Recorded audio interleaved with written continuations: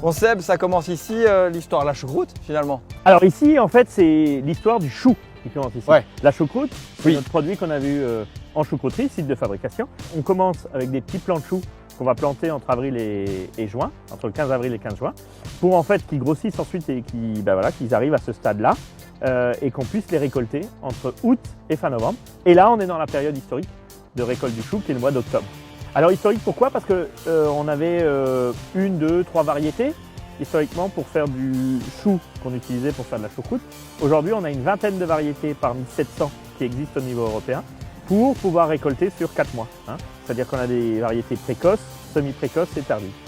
Et en 2018, on a l'IGP, l'indication géographique protégée de notre choucroute alsacienne qui arrive. L'indication géographique protégée, en fait, ça consacre juste tout le travail qui a déjà été fait par des générations et des générations sur notre territoire en Alsace.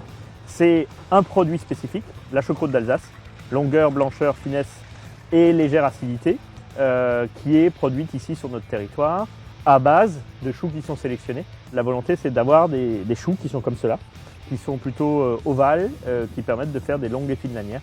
Ça va du champ jusqu'à l'assiette. C'est vraiment une démarche de filière. On a 50 producteurs qui sont engagés dans la démarche, 10 choucrouteries, donc sites de fabrication qui transforment le chou en choucroute. Et il se passe quoi? Donc le chou arrive et il se passe quoi pour lui?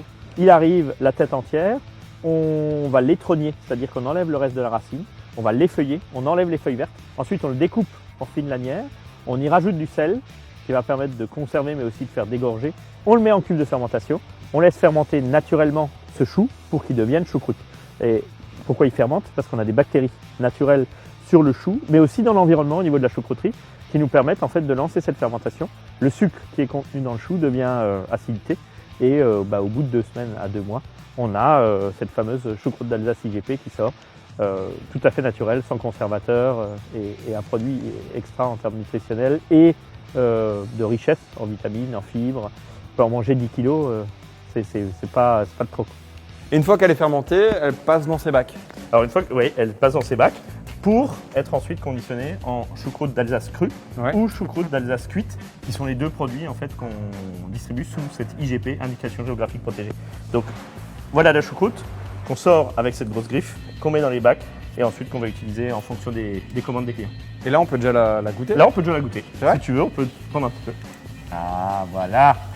Ah, elle est bonne comme ça. Ça va nous donner de l'énergie pour la journée. Ah oui, juste la bière.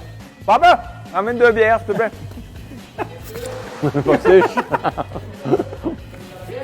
Voilà. Ah, t'as compris.